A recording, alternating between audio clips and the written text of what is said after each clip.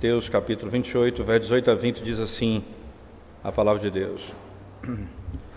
Jesus, aproximando-se, falou-lhes, dizendo: toda autoridade me foi dada no céu e na terra. Ide, portanto, fazei discípulos de todas as nações, batizando-os em nome do Pai, do Filho e do Espírito Santo, ensinando-os a guardar todas as coisas que vos tenho ordenado. Eis que eu estou convosco todos os dias, até a consumação dos séculos. Amém. Amém. Vamos orar ao Senhor mais uma vez, irmãos. Nós damos graças, Senhor, por tão grande privilégio que o Senhor nos concede podermos meditar na Tua Santa Palavra nessa noite, falando sobre a grande comissão, como podemos compreender a glória do Teu Evangelho e como nós temos a ordem dada pelo Senhor de pregar a Tua Palavra em todo canto, pelo poder do Teu nome. Em nome de Jesus nós oramos. Amém, Senhor. A Escritura, irmãos, ela vai falar com muita clareza acerca do poder da igreja, não é? Qual é a autoridade que a igreja tem. Quando nós falamos acerca do poder da igreja, como é que a igreja exerce o seu poder, nós temos a consciência clara de que há uma distinção circunscrita entre o poder da igreja, o poder do Estado e o poder da família. Então, a autoridade do Estado, a autoridade da família, a autoridade da igreja. No texto que nós lemos, em Mateus 28, verso 18, nós temos uma informação interessante. Diz assim: toda autoridade nos céus e na terra foi-me dada. Então, toda autoridade me foi dada nos céus e na terra, né? A grande pergunta, estudando o que nós estudamos há pouco tempo atrás, né? Jesus é Deus e tornou-se homem. Em que sentido, né? O que Jesus agora tem que ele não possuía antes? Veja o que o texto está dizendo: toda autoridade me foi dada. Está falando de uma autoridade que ele não tinha e agora ele tem, não é? Em que sentido nós temos aqui uma autoridade distinta da autoridade que ele tinha, ou não distinta? Como se relaciona com a autoridade que ele já tinha, né? Por exemplo, nós vimos que Jesus ele foi aos céus, por exemplo, né?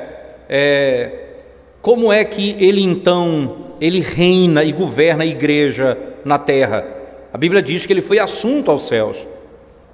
E como é que ele reina e governa a igreja? Se você parar para pensar um pouquinho, o livro de Atos, por exemplo, lá no capítulo 1, verso 1 e 2, ele vai falar que Lucas, escrevendo o texto, ele se refere a que ele escreveu um livro anterior, que é o Evangelho de Lucas, que fala acerca do que Cristo começou a fazer e a ensinar, ou a ensinar e a fazer. Então, ele cita o primeiro livro que ele escreveu, que é Lucas. O que é Lucas? É o tempo que Cristo viveu na terra e o que ele fez e o que ele ensinou quando ele esteve aqui. E o que é o livro de Atos? O livro de Atos é o que Cristo ensina e faz dos céus. Veja, o que ele começou a fazer e a ensinar. Em outras palavras, agora ele vai começar a falar o que é que Cristo faz e o que é que ele ensina dos céus.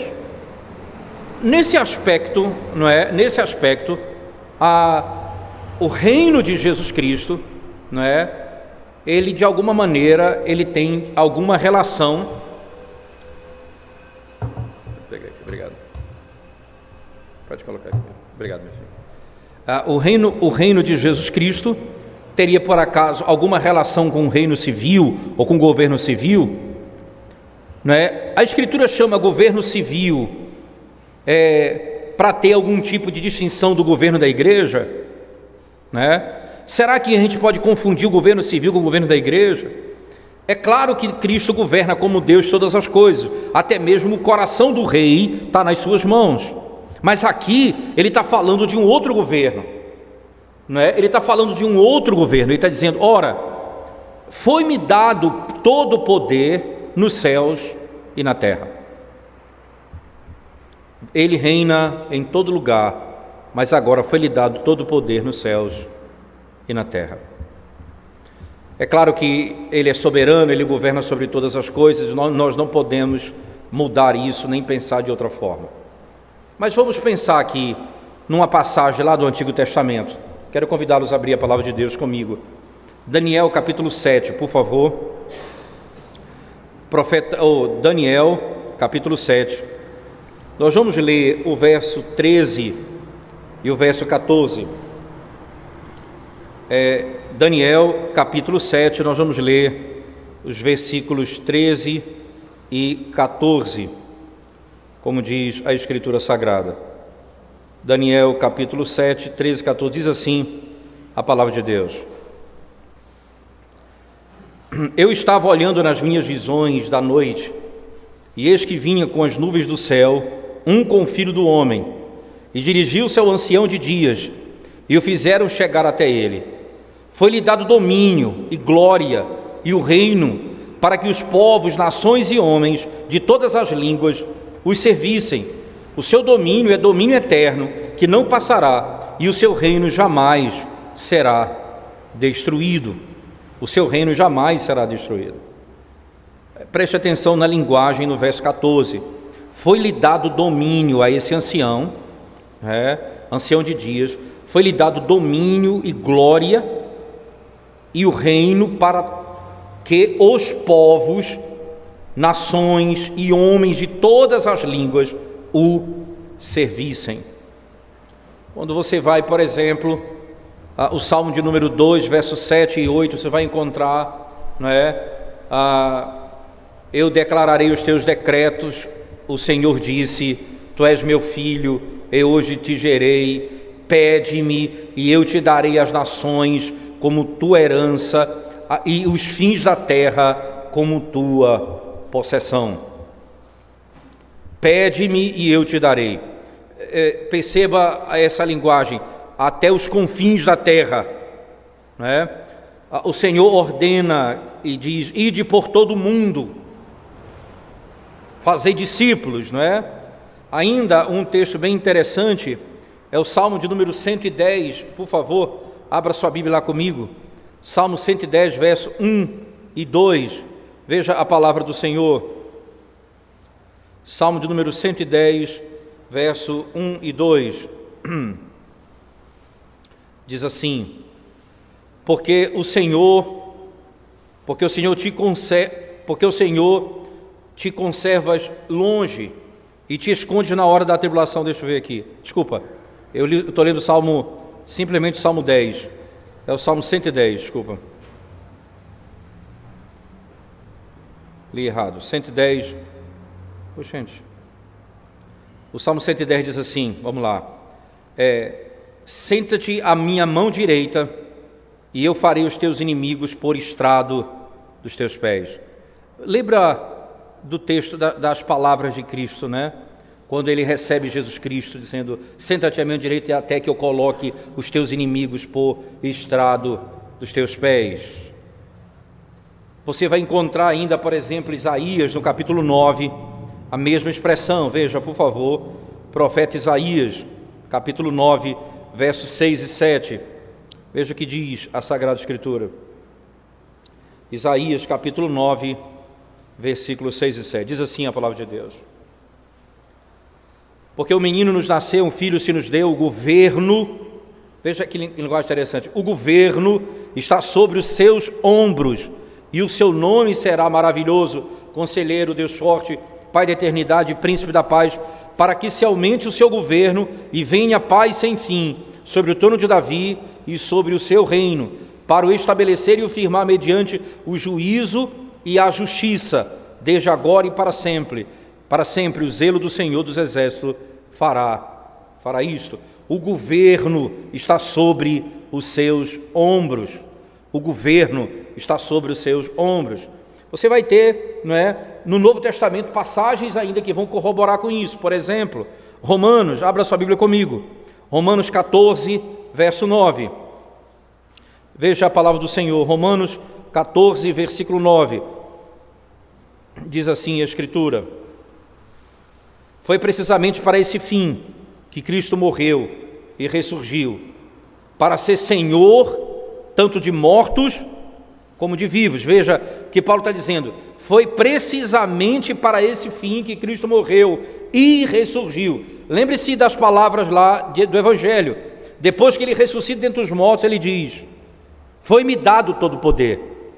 Aí Paulo diz, e ressurgiu para ser Senhor tanto de mortos como de vivos.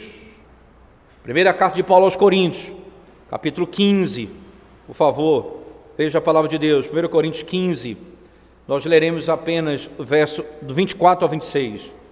Primeira carta de Paulo aos Coríntios, capítulo 15, versículo 24 até o 26, diz assim, e então virá o fim, quando ele entregar o reino ao Deus e Pai, quando houver destruído todo o principado, bem como toda a potestade e poder, porque convém que ele reine, até que haja posto todos os inimigos debaixo dos pés.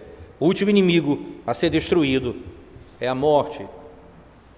E nós vimos o texto que nós lemos com o pastor William MacLeod, Filipenses 2, verso 11, e diz, ele foi achado em forma humana, humilhou-se a si mesmo, tornando-se obediente até a morte e morte de cruz. Por isso Deus lhe exaltou soberanamente, sobremaneira, e deu a ele o nome que está acima de todo nome.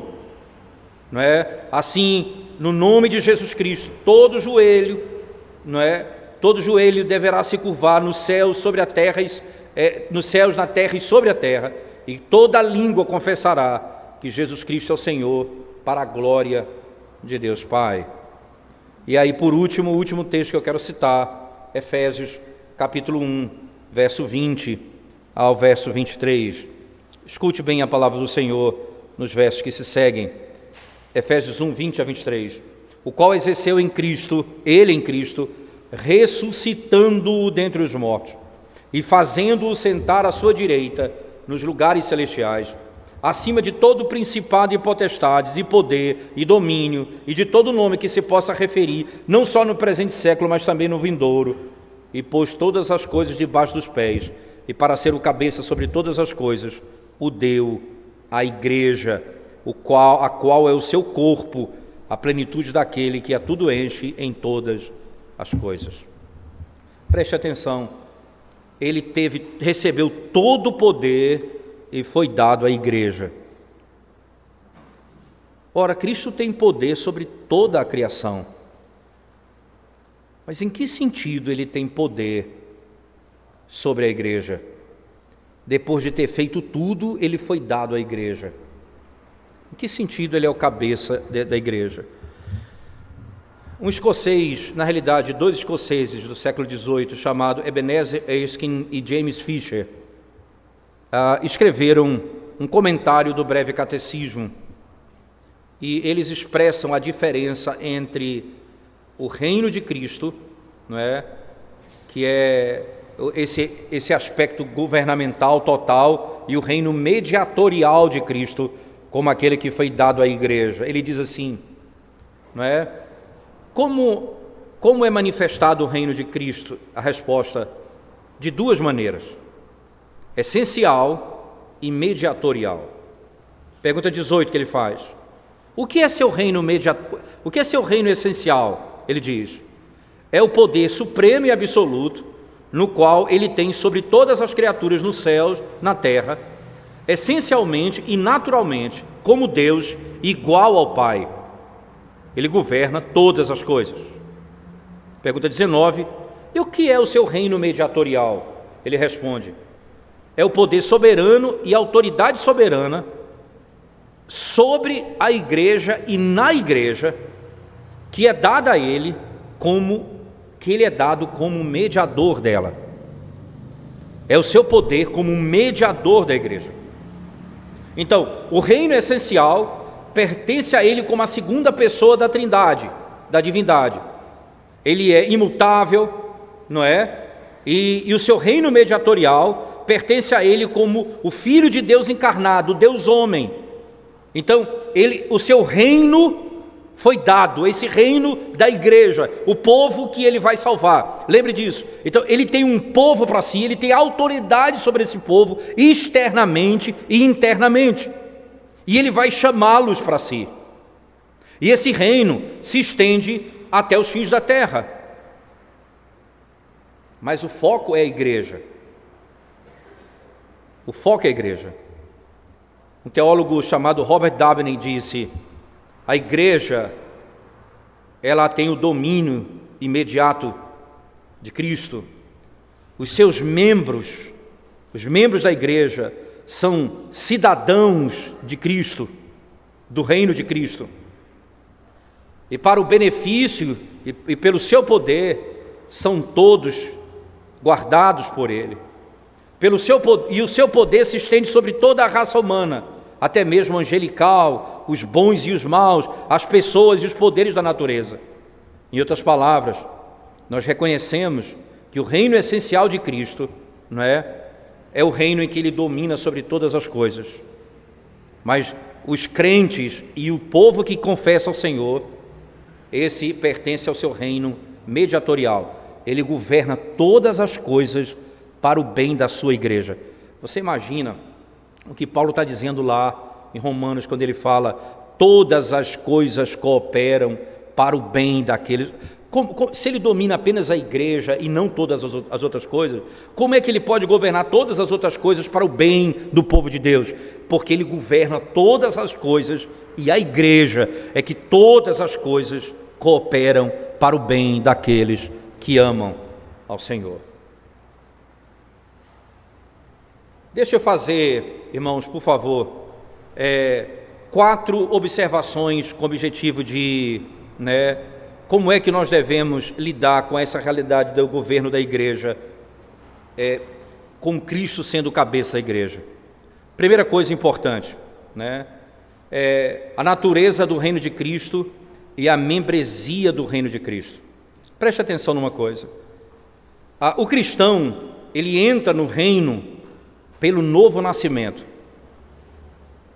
Você pertence ao reino dessa terra pela sua certidão de nascimento natural. Você pertence ao reino de Deus se você nascer de novo. Você pertence a essa terra por genealogia. Você pertence a essa terra. Lembra que Jesus disse: Ele veio para o que era seu, mas os seus não o receberam. Mas todos quanto receberam, foi-lhes dado o poder de serem feitos filhos de Deus. Entende? Então, há um aspecto claro, e que os cidadãos desse reino são aqueles que nasceram de novo, que pertencem ao Senhor, nessa maneira. Segundo, Jesus reconheceu a independência, do governo da igreja associado do governo civil, Por que é importante isso nós pensarmos? Porque nós, quando olhamos para a igreja, para a Escritura, alguém pode pensar, será que o governo tem autoridade para dizer que nós devemos pregar, quem deve ser membro da igreja? Não. Mas a membresia da igreja, o governo dessa igreja é dominado por Cristo. Cristo é quem determina quem são os oficiais da igreja, em outras palavras, presbíteros e diáconos, quais as características desses presbíteros e diáconos. Segundo, como se deve elegê-los. Terceiro, como eles devem cuidar do rebanho. Então isso tudo foi determinado pelo rei e senhor da igreja. Foi dado a ele essa autoridade, e ele é quem determina tudo isso. Mas nunca o Senhor disse para nós nos tornarmos inimigos do Estado. Os fariseus tentaram estabelecer esse debate com Cristo. Eles chegaram a dizer, tentando enganá-lo, dizendo assim: é justo pagar taxa ou imposto a César ou não? Jesus então responde: dê a César o que é de César e a Deus o que é de Deus. Jesus Cristo não está dizendo que Deus é indiferente ao governo civil. Ele está dizendo: Deus não está preocupado com taxas. César vai tomar conta disso. Ele não está dizendo isso. Eu não estou preocupado com isso. Não é que ele está dizendo. O que Jesus está dizendo o governo civil tem uma esfera determinada por Deus de responsabilidade. A esfera do magistrado inclui, entre outras coisas, o poder de taxa, o poder de impostos. porque Deus deu a ele essa autoridade. Não foi deixado a cada um dos crentes obedecer ou não obedecer, pagar imposto ou não pagar, porque eu sou crente. Nós temos que obedecer, porque dê a César o que é de César e a Deus o que é de Deus. Agora, Jesus não vai cair na armadilha, dizendo, em nome da obediência a Deus, não vamos pagar nenhum imposto. Mas Jesus também afirma, existe uma esfera de responsabilidade que Deus determinou para o seu povo. Dê a César o que é de César e a Deus o que é de Deus. A autoridade do Estado é por isso limitada, não é, por determinação divina. Essa autoridade é limitada parcialmente porque Deus estabeleceu uma esfera distinta e um governo independente desse Estado, que é a igreja.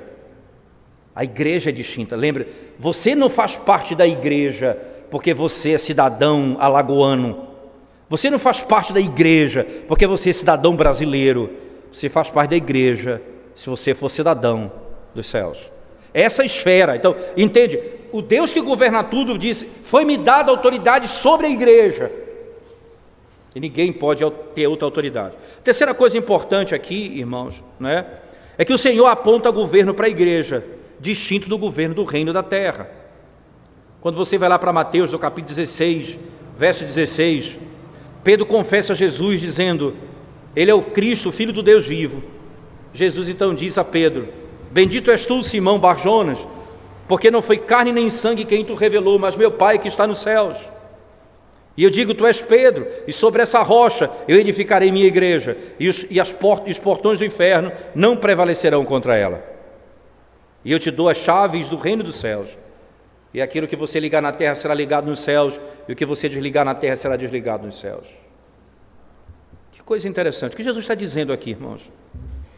Foi dado à igreja a autoridade. Não é porque você é expulso de um estado que você deixa de ser cidadão dos céus. Veja, é a igreja que vai dizer, lembre-se, o Senhor está dizendo, foi-me dado toda a autoridade sobre a igreja. E é o Senhor que vai dizer, quando ele fala a Pedro, não é? Depois lá em Mateus 18, na sequência, ele vai fazer a mesma coisa. Quando o teu irmão fizer alguma coisa contra ti, vai a ele, tenta ganhá-lo. Se não conseguir, leva 2 testemunhas, tenta ganhá-lo. Se não conseguir, leva a igreja. E a igreja é que vai determinar, caso ele não se submeta e não obedeça, gentil e publicano. Veja, eu sozinho não declaro uma pessoa gentil e publicano. 3 testemunhas não declaram uma pessoa gentil e publicano. Mas a igreja, quem é a igreja? O governo que ele estabeleceu de presbíteros foi ordenado por ele. Toda autoridade me foi dada no céu e na terra. É o governo que ele tem nas mãos, né? O catecismo, a Comissão de Fé de Westminster declara: não há outro cabeça da igreja mais o Senhor Jesus Cristo, nem o Papa de Roma, em qualquer sentido, é o cabeça dessa igreja. Só Jesus Cristo, de fato, é o cabeça dessa igreja. Ora, nesses aspectos aqui que nós podemos ainda elaborar mais um pouco, e em quarto lugar, podemos dizer, a indicação de que a igreja tem um governo inteiramente distinto do magistrado civil é encontrado nas epístolas do Novo Testamento. Por que é exatamente isso? Por exemplo, a primeira carta aos Tessalonicenses, abra sua Bíblia, primeira carta de Paulo aos Tessalonicenses,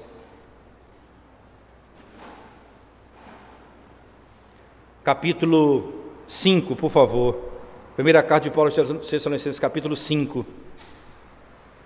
verso 12 e 13. Agora vos rogamos, irmãos, que acateis com apreço os que trabalham entre vós e os que vos presidem no Senhor e vos admoestam, e que os tenhais com amor e máxima consideração por causa do trabalho que realizam, vivei em paz uns com os outros.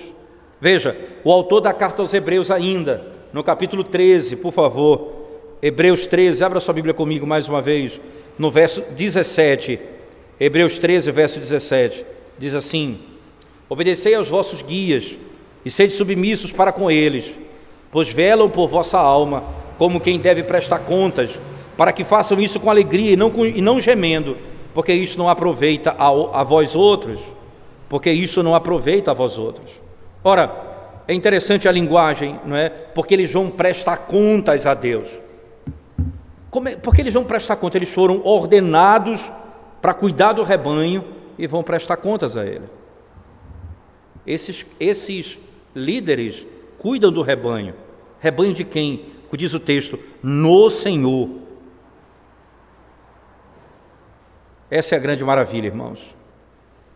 Nós não podemos, e aqui não é intenção nossa de maneira alguma, não é pensar ou imaginar ou discutir sobre o governo civil, mas mostrando a distinção. O governo de Cristo é sobre a igreja dele e sobre todo o universo, mas em particular em Mateus 28, ele está falando da igreja, ele tem domínio sobre a igreja, por isso ele ordena isso. Então a lei é dele, o governo é instituído por ele, o tipo de governo da igreja é ele que determina como os seus súditos devem viver e como você pode se tornar membro desse reino. Você precisa crer no Evangelho para ser salvo.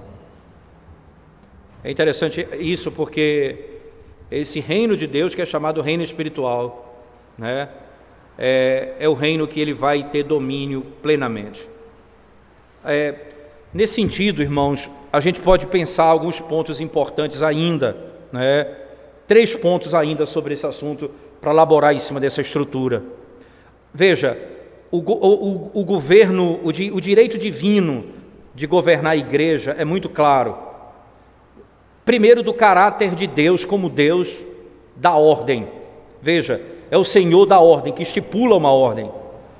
Ele fundou um reino espiritual. Cristo reina sobre esse reino. Seria surpreendente até descobrir que Deus deu esse governo, não é, ou seu reino, a uma autonomia e que cada um faz o que quer, cada um anda do jeito que quer, a igreja funciona do jeito que quer, cada um pratica o que quer. Seria muito estranho pensar num Deus que tem um reino e cada um vive do modo que quer viver. A desordem nesse caso, né, seria uma declaração de que Deus não reina. Nós esperamos, ao contrário, que Deus e Deus somente é aquele que é o autor e o provedor do governo desse reino, né? Esse reino é nutrido por aquilo que Deus ordenou, né? E esses que estão no seu reino levam o seu nome tão somente. Segundo aspecto, o governo divino, o direito de Deus de governar é evidente do caráter de Cristo, não só do caráter de Deus, na primeira pessoa, no caráter de Cristo, como mediador, como Deus e como mediador agora. Cristo é o cabeça da igreja. Ele é o que tem prerrogativa sobre esse reino. Ele é o cabeça, é o seu soberano, o rei exclusivo do seu povo. E um dos papéis fundamentais da igreja é salvaguardar a autoridade do cabeça, que é Cristo. Preste atenção como é isso, irmãos. O governo da igreja não foi deixado à mercê da própria igreja dizer como funciona. Veja bem, nós vamos governar a igreja da forma como nós queremos. Seria estranho para Cristo, tendo Cristo como mediador. Seria estranho pensar nisso, né? A coroa, a Cristo coroado como rei, o cabeça da igreja, né, dá a ele o direito sobre a igreja e o governo da igreja. É ele que tem plena autoridade sobre a igreja. E é interessante, os nossos irmãos batistas, congregacionais, né, nós temos diferenças profundas quanto à questão governamental, e nós entendemos que eles estão equivocados na sua maneira de governar, porque governam de maneira que não é tão bíblica como poderia ser. Mas por que nós chamamos eles de irmãos se há distinção nisso? Por uma razão. Porque tanto o batista quanto o congregacional tem o que é essencial para a igreja. O que é? Jesus é o cabeça da igreja, tanto para o batista como para o congregacional. É por isso que o católico romano não é nosso irmão. Por quê? Porque o cabeça da igreja é o Papa, não Cristo. Por isso que a confissão vai dizer Cristo, somente Cristo é o cabeça, e o Papa em nenhum sentido é o cabeça da igreja. Nós vamos ter distinção com os nossos irmãos batistas e congregacionais na estrutura do governo, e isso para o bem-estar da igreja é muito ruim, mas não para a essência da igreja. Para que seja igreja, é necessário que eles creiam em Cristo como o cabeça da igreja. E Cristo é o cabeça da igreja, tanto para nós quanto para eles, né? Em terceiro lugar, a Escritura testifica que Jesus Cristo exerce essa prerrogativa como cabeça da igreja, dado ao seu povo, claramente, né, como seu governante exclusivo. Antes da morte de Cristo, Jesus prometeu aos seus discípulos duas coisas. Ele prometeu enviar o Espírito para ensiná-los todas as coisas e eles lembrariam daquilo que ele havia dito, né? Depois Jesus disse ao discípulo, né, eu tenho muitas coisas para vos dizer, mas eu não posso dizer agora. Quando o Espírito do Senhor vier, ele vos guiará a toda a verdade. Veja, e ele declarará as coisas que acontecerão. E ele pegará o que é meu e declarará a vocês. Veja, ele vai falar o que ouviu de mim. Veja a linguagem de Cristo, em João 16, 13 a 14. Ele vai pegar o que ouviu de mim e falar a vocês. Entende? O Espírito nos ensinará o que Cristo cabeça, entende? Então, Lucas vai dizer que ele começou a ensinar no Evangelho o que ele ensinou e fez aqui na terra. Lucas vai falar agora em Atos do que ele ensina e faz dos céus, por meio do Espírito. Então, o Espírito ensinará a igreja aquilo que aprendeu do próprio Cristo, o cabeça da igreja. E ele vai glorificar o Filho. Ele vai glorificar o Filho. É por isso estranho você pensar a igreja dizendo: nós somos guiados pelo Espírito, e eles praticam coisas contrárias ao cabeça que é Cristo. Estabelece um governo distinto de Cristo, e os homens assumem papel que são superiores a Cristo. É estranho, porque o Espírito glorifica a Cristo. Ele ensina aquilo que Cristo lhe falou. Esse é o fundamento do cânon do Novo Testamento, irmãos.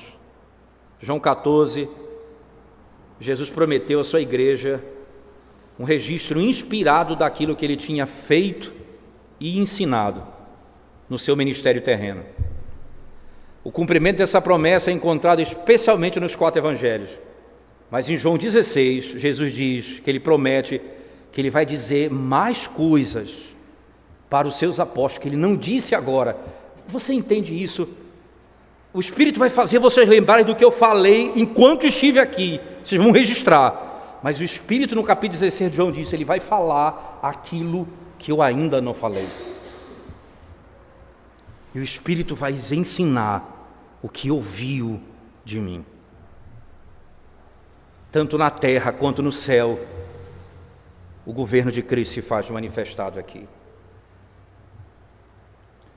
Então os apóstolos deveriam levar o ensino de Cristo a todos, a sua morte, a sua ressurreição. E na grande comissão, Jesus comissiona os discípulos a ensinar a todas as nações, a observar aquilo que ele havia ordenado. Lembra disso? Para que vocês ensinem aquilo que foi ordenado, aquilo que eu vos ordenei. Ele diz: estarei convosco até o fim do tempo, até o fim dos anos, até o fim da era. Nós então podemos concluir, irmãos, que a observância de tudo aquilo que Jesus ordenou continua até Jesus retornar na glória no fim dos tempos. A ordenança dele, a ordenação e o mandamento que ele dá ali, o que ele ensinou e o que ele ensinou aos apóstolos, não podem ser mudados. Vai segui-los até a consumação. Ele estará com eles. Ele é o cabeça e ele determinou pelo Espírito. Então você entende a igreja quando o Senhor diz que claramente: eu não permito que a mulher ensine É Cristo ensinando a igreja, o cabeça da igreja. E aí a gente diz, não, hoje a gente vai permitir que a mulher tenha autoridade de homem na igreja. Você entende? Você está burlando a autoridade do cabeça que é Cristo e dando autoridade a outro que não é Cristo. E você muda a ordem de Cristo, que é o cabeça da igreja. É por isso que a maravilha do que nós temos aprendido com o Dr.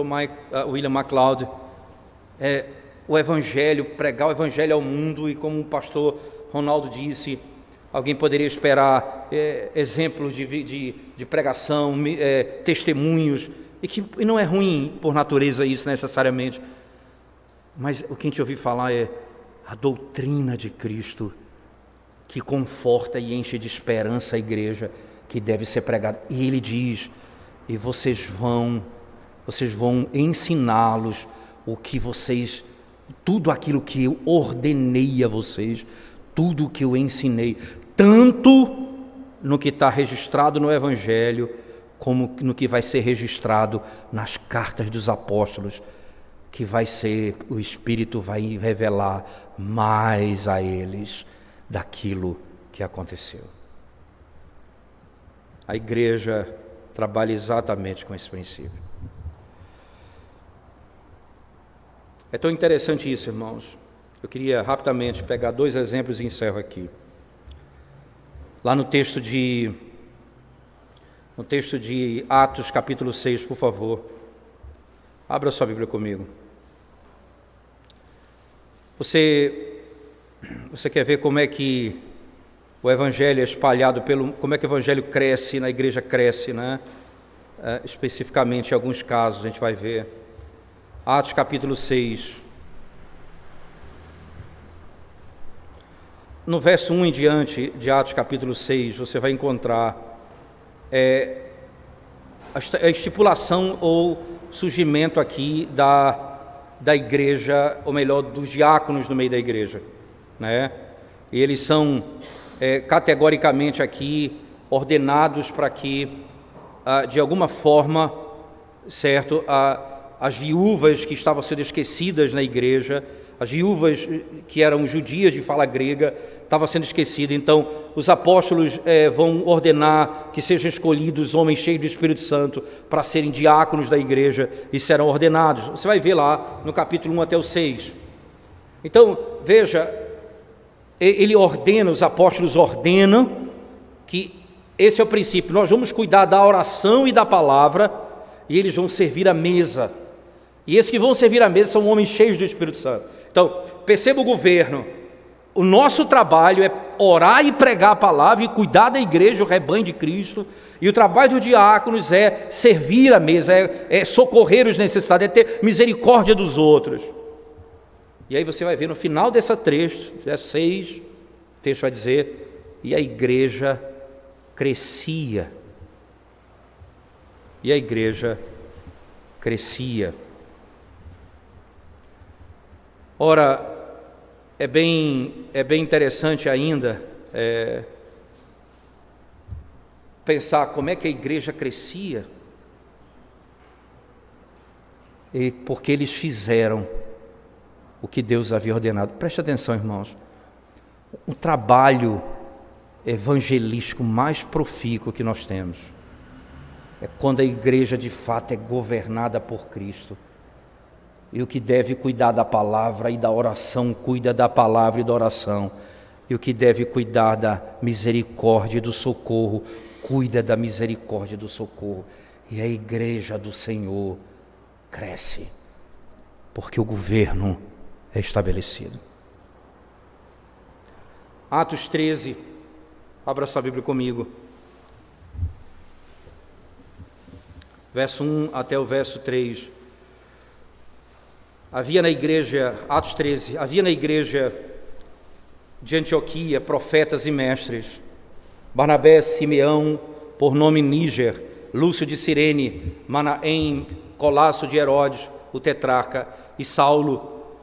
E servindo eles ao Senhor, e jejuando, disse o Espírito Santo: separai-me agora Barnabé e Saulo para a obra a que os tenho chamado. Então jejuando e orando e impondo sobre ele as mãos, os despediram. Perceba, irmãos, o Espírito do Senhor, servindo eles ao Senhor e jejuando, disse o Espírito. Veja, eles estavam ali em oração e jejum, porque eles estão falando aqui da evangelização do mundo. Então agora ele está dizendo, eles estavam orando e jejuando, o Espírito Santo disse a eles: separai-me agora Barnabé e Saulo. Então poderia ser, então o Espírito me chamou, nós vamos agora embora, cada um vai embora. Então eu fui chamado por Deus e vou fazer o meu ministério. Cada um diz, não, eu fui chamado por Deus e vou fazer o ministério. Mas veja o que é a sequência do texto: separai-me agora Barnabé e Saulo para a obra que os tenho chamado. Então, jejuando e orando, e impondo sobre eles as mãos, os despediram. A igreja do Senhor os envia. Não é cada um segue o seu caminho, eles são enviados pela igreja. Não são contraditórios o chamado do Espírito e o envio da igreja.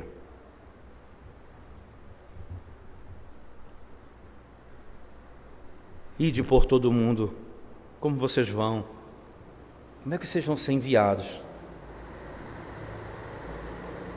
Por meio da igreja. Se nós não entendermos o que é igreja e o Cristo que é o cabeça da igreja e governa a igreja, nós não entenderemos exatamente o que é fazer missões e o que é proclamar o Evangelho de Deus. Porque o cabeça que é Cristo chama, e a igreja do Senhor, na qual Ele é o cabeça, envia. Claramente. Toda autoridade me foi dada, no céu e na terra. Ide por todo o mundo, fazendo discípulos, batizando-os em nome do Pai, do Filho e do Espírito Santo. Os sacramentos foram ordenados por Ele. O batismo, lá em 1 Coríntios 11, Paulo vai dizer: o que eu recebi do Senhor. O sacramento não é ordenado pela igreja. A igreja católica tem 7 sacramentos. Jesus ordenou 2 sacramentos: o batismo e a ceia do Senhor. Ele diz: ide batizando-os em nome do Pai, do Filho e do Espírito Santo. E a ceia do Senhor é quando ele diz categoricamente: eu recebi do Senhor o que eu também vos entreguei. Lembra que ele ia falar coisas que ele ainda não havia falado. A pregação, quem vai pregar? E aí, é óbvio que isso aqui ele está falando com os discípulos, apóstolos, irmãos, porque se pregar aqui é para todo mundo, então todo mundo pode batizar também. Então aqueles que vão pregar batizam, então esse é um papel daqueles que foram chamados, os ministros da palavra. Mas é óbvio que esse é um mandamento que invoca toda a igreja, no sentido de que todos nós somos chamados para dar testemunho de Cristo em todo lugar, em toda a terra. Mas a pregação com o batismo é dada àqueles que receberam a imposição de mãos do presbitério, como Paulo vai falar a Timóteo na sua carta a Timóteo. Você entende? Tudo isso não é coisa inventada pela igreja, isso é coisa ordenada pelo cabeça da igreja, que é Cristo, porque foi dado a Ele toda a autoridade sobre a igreja.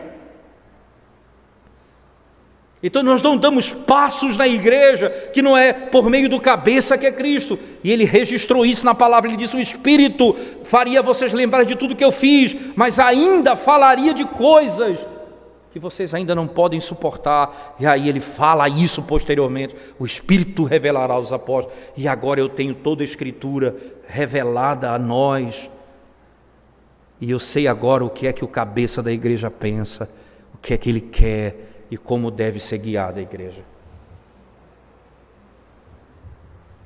Fazer missões começa em reconhecer o caráter da eclesiologia. Eu diria aos irmãos, sem medo de errar, o maior problema nosso como igreja hoje chama-se eclesiologia. por causa da nossa fraqueza eclesiológica, nós cometemos tantos erros em tantas áreas na igreja. É um desafio para o conselho, para a liderança, estudar esse tema, mas é surpreendente. Porque o que nós estamos fazendo, essa é uma doutrina que glorifica Cristo como poucas, mas essa doutrina diz: Jesus é o cabeça da igreja. E tudo o que fazemos como servos é submeter-nos ao governo do cabeça da igreja. Seja escolhendo liderança, seja enviando missionários e pastores, tudo que nós fazemos é para que os homens se rendam ao soberano Senhor da igreja, Jesus Cristo, e os súditos venham a Ele e sejam salvos. Eclesiologia, pneumatologia, doutrina do Espírito Santo, soteriologia, doutrina da salvação, cristologia, doutrina de Cristo, todas essas doutrinas, elas têm de ser compreendidas, porque elas serão exatamente o instrumento para a salvação dos pecadores e a compreensão da igreja de Cristo e o modo como nós devemos viver. Pensar na grande comissão, a gente só pensa, eu vou estudar hoje como é que eu vou evangelizar. Mas nós vamos entender que antes eu preciso entender quem é o cabeça da igreja. E o cabeça da igreja disse: ide por todo mundo, ensine o que eu vos ordenei, eu estarei convosco todos os dias, até a consumação dos séculos. Ele disse: porque me foi dado todo o poder nos céus e na terra. Amém. Vamos orar ao Senhor mais uma vez, irmãos. Nós damos graças, Senhor, pelo privilégio de podermos refletir sobre Tua verdade e a glória do Teu Evangelho, rogando a bênção do Senhor sobre essa igreja, sobre os nossos irmãos, sobre nossa vida, para podermos compreender essa doutrina. Podendo compreender essa doutrina, nós possamos, de modo claro, compreender a necessidade de tornar Cristo conhecido em toda a terra, para que o nome, e somente o nome dele, seja adorado, e todos se rendam a Ele como Senhor, como Salvador, para a glória de Deus Pai. Em nome de Jesus nós oramos. Amém, Senhor Deus. Amém.